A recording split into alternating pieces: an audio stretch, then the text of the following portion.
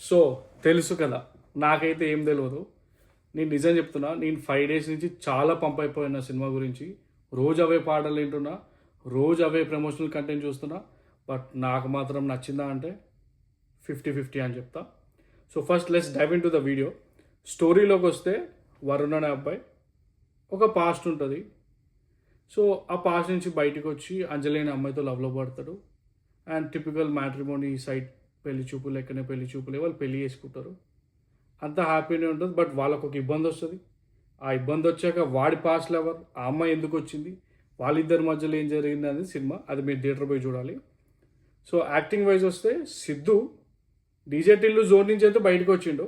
ఇదేదో కొత్త జోన్ నాకు తెలియదు, ఎందుకంటే ఇది ఏదో మెచ్యూరిటీ జోన్లోకి ఇట్లా కళ్ళు రెండు ఇట్లా దగ్గర పెట్టి తెలుసు కదా అంటే మరి నాకు అర్థం కాలేదు. అదంతా నార్మల్ కూడా యాక్ట్ చేయొచ్చు. Raashi Khanna she's cute.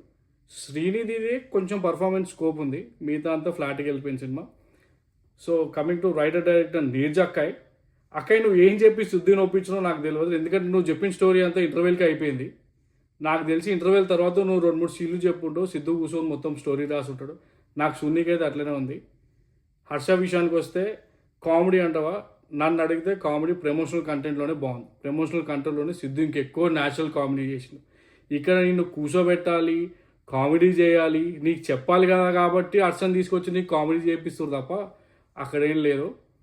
Cinema start అయ్యేది అట్లా నీకు ఎట్లా అంటే టిపికల్ నందిని రెడ్డి సినిమాలలో ఎట్లయితే లవ్ ఫెయిల్యూర్ సినిమాలు ఎట్లా స్టార్ట్ అవుతాయో నీకు అట్లనే స్టార్ట్ అవుతుంది సినిమా. ఒక లవ్ ఫెయిల్యూర్ ఎపిసోడ్ పడుతుంది, తర్వాత మనోడు మెచ్యూర్ అని చెప్తారు. మెచ్యూర్ అని చెప్పినాక వాడు పెళ్లి చూపులకు పోతారు, అక్కడ ఒక మెచ్యూర్ అమ్మాయిని కలుస్తారు, వీళ్ళు ఒక మెచ్యూర్ లైఫ్ స్టార్ట్ చేస్తారు. అంతా మెచ్యూర్గానే ఉంటుంది ఇంటర్వెల్ దాకా. ఇంటర్వెల్ తర్వాత నీకు స్టార్ట్ అయ్యింది బ్యాన్ బజా భరాత్. ఎట్లుంటుంది అంటే హీరో ఫస్ట్ ఎమోషనల్ అవుతాడు, మెచ్యూర్ ఉంటాడు, ఎమోషనల్ అవుతాడు, మెచ్యూర్ ఉంటాడు. ఇక వాని ఇష్టం, వానికి నచ్చితే నేను లవ్ చేస్తున్నా, నీ మీద ఎమోషనల్ ఉన్నా అంటాడు.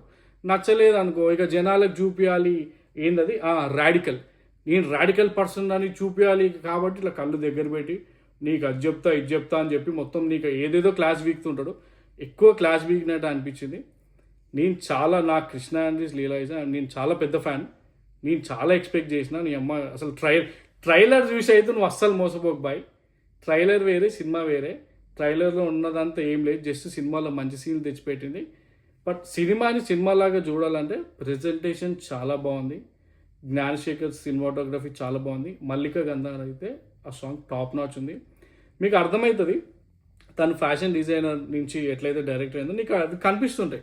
ఆ కలర్స్ కానీ, ఆ కలర్ ప్యాలెట్స్ కానీ, నీకు బ్యాక్గ్రౌండ్ ఆర్ట్ కానీ మొత్తం తెలుస్తూనే ఉంటుంది. సినిమా ఇంటర్వెల్ వరకు ఓకే.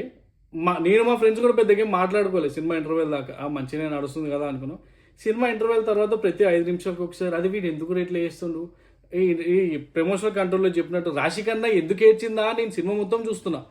ఇక ఎక్కడ క్యారెక్టర్ డిఫరెంట్ బిహేవ్ చేసిందా నాకు అంత వీళ్ళు చెప్పుకోవటం ఉంది సినిమా గురించి. నేను చాలా ఎక్స్పెక్ట్ చేసిన ఒక నందిని రెడ్డి స్టోరీని మన సందీప్ రెడ్డి వంగ ఆల్ఫా లెక్క చూపిస్తే ఎట్లుంటుందో అట్లా అనుకున్నా. బట్ సినిమా మాత్రం చాలా ఫ్లాట్ ఉంది.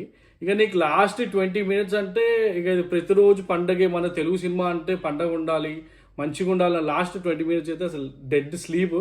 ఇక ప్రతి ఒక్క క్యారెక్టర్ వచ్చి నీకు చెప్తుంటుంది వీడు మంచోడు, సిద్ధు అనేటోడు మంచోడు, వాడు ఎందుకు ఇట్లా చేసిండు అట్లా చేసిండు. సిద్ధు చెప్పేది హీరోయిన్కి అర్థం కాదు 1 point, ఎవడో వచ్చి చెప్తే అర్థమవుతుంటుంది. ఆ స్పూన్ ఫీడింగ్ నాకు నచ్చలే. ఆడియన్స్కి అయితే చాలా స్పూన్ ఫీడింగ్ చేశారు.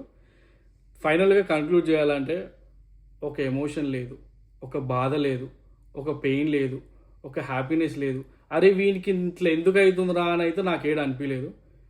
వాళ్ళ ఇష్టం, వాళ్ళ కన్వీనియంట్గా, ప్యూర్గా, ఫ్లాట్గా, చాలా కన్విక్షనల్గా జనాలకు అర్థమయ్యేది తీసారు. సినిమా చూడాలంటే నేను ఇంత పెద్ద ఫ్యాన్ కృష్ణ అండ్ లీలాకి, నేనైతే ఈ సినిమా రిపీట్లో చూడలేను. ఒకసారి చూసిన మహా అంటే ఇంకోసారి అది కూడా తమనన్న బీజిఎం కోసం, పాటల కోసం చూస్తా. ఒక మంచి వైబ్లో వెళ్ళిపోయింది అది. సినిమా అయితే 50-50 పోయా. మిగతా సినిమాలు ఆడినాయి అంటే మాత్రం సినిమా పక్కా డెడ్ స్లీప్ వేస్తుంది.